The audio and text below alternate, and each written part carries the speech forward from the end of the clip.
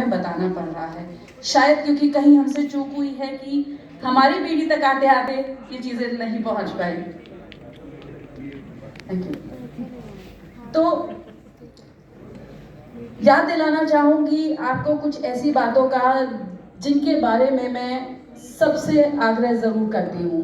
बहुत जगह मुझे जाके बच्चों से मिलने का मौका मिलता है, IITs, IIMs, और सबसे मिलकर मैं उनको यही याद दिलाने की कोशिश करती हूँ that it is very important to understand what you are eating and the effect it has on your body.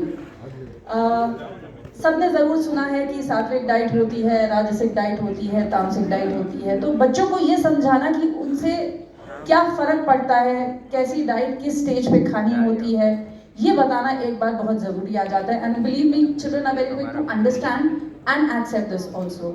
एक छोटा सा उदाहरण देती हूँ कि एग्जाम में जाने से पहले माँ हमेशा सबको दही चीनी खिला के भेजा करती थी। ऐसा क्यों होता था? जब सबसे मैं पूछती हूँ तो किसी के पास जवाब नहीं होता है, but when you remind them कि वो इसलिए होता था क्योंकि वो आपके मन को, आपके शरीर को शांत रखता है ताकि आप शांत चित्त होकर अपना एग्जाम लिख पाए, then they would understand how important it was. एक और बहुत ही प्यारी सी चीज जो शायद हम फिर भूल चुके हैं, शायद ये पाश्चात्य, I think its influence of the western effects on us, and that is कि हमारी जो थाली है, जो इंडियन थाली है, जो हम भोजन करते हैं थाली में, जिसमें दाल चावल रोटी सब्जी अचार पापड़, हर चीज एक निश्चित मात्रा में मौजूद होती है, उन सब का कितना महत्व है। जो थाली है उसे एक संपूर्ण आहार, संपूर्ण पोषण से भरा हुआ आहार माना गया है, और उसमें 6 के 6 रस जो हैं, मधुर, लावण्य, कस्य, तिक्त, आम्ल, सब कुछ है, और हर चीज सही मात्रा में मौजूद है। And how it effects our body. क्यों हमें इतना सारा मधुर रस खाना? जो मधुर का मतलब केवल ये नहीं कि आप मीठा खा रहे हैं, वो हमारे प्रोटीन्स और कार्बोहाइड्रेट्स रोटी दाल चावल से भी हमें मिल रहा है। वो इसलिए ज्यादा चाहिए क्योंकि वो हमारी बॉडी को एनर्जी देते हैं, और थोड़ी सी मेथी या पालक या करेला या जो अचार है उसका भी एक अपना महत्व है। सॉल्ट बहुत कम खाना है, खाना जरूर है क्योंकि वो आपके बॉडी का टेम्परेचर को रेगुलेट करता है, ज्यादा खाएंगे तो बीपी की प्रॉब्लम क्रिएट करेगा। So when you speak to children, when you tell them in a very scientific way how food affects our body, they are very quick to understand, and they are very quick to, and they are very eager to learn more also. तो जैसा कि माननीय मंत्री जी ने कहा कि अगर हम इसे अपने पाठ्यक्रम का एक हिस्सा बना लेते हैं, it can become a part of our curriculum, school curriculum, and it can be explained to them in very scientific yet very simple words, I am sure हम उस चीज को समझेंगे। देखिए, किसी भी जगह का जो खान पान होता है ना, वो प्रकृति के हिसाब से होता है। प्रकृति से बड़ा ना कोई ज्ञाता है ना कोई टीचर है। अगर प्रकृति ने डिसाइड किया है कि मेडिटेरेनियन रीजन में ऑलिव ऑयल होगा और हमारे देश में सरसों का तेल होगा, तो वो ऑलिव ऑयल वहां के लिए खाने के लिए बहुत अच्छा है क्योंकि वो वहां के आबो हवा के हिसाब से है।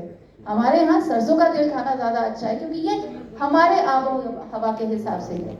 तो प्रकृति से जो लेसन लेना है, I think that is more important. हमको लगता है कि भैया ऑलिव ऑयल में बना के खाना खाइए, बड़ा हेल्दी होता है। ना ना, हमारा हिंदुस्तानी तरीका है जो खाना बनाने का, उसके हिसाब से सरसों का तेल या देसी घी वो ज्यादा उपयुक्त है। तो ये छोटी छोटी बातें हैं जिनके पीछे बहुत साइंटिफिक रीजन है। अगर ये छोटी छोटी चीजें एक्सप्लेन की जा सकती हैं एक सरल भाषा में, एक नवीन तरीके से, एक साइंटिफिक तरीके से, तो मुझे लगता है हमारे बच्चे, हमारी जो नई जनरेशन है, ये जो नई पीढ़ी है, उसको अडेप्ट करेगी बहुत खुशी खुशी। देखिए, आजकल की भागती दौड़ती जिंदगी में अगर एक चीज जिसको सबसे ज्यादा हम निगलेक्ट करते हैं तो वो है शायद खाना। चलते चलते चलो एक सैंडविच उठा के चलते चलेंगे, खाते जाएंगे रास्ते में, I just grab a few nuts on the way. ऐसा हो गया है इन बच्चों का खान पान। तो थोड़ा सा उस तरफ अगर हम उनको एक बार याद दिलाएं कि क्या इम्पोर्टेंस है खाने की, और स्पेशली हमारे आयुर्वेदिक प्रिंसिपल्स पे बने हुए खाने की, I think that would be very helpful.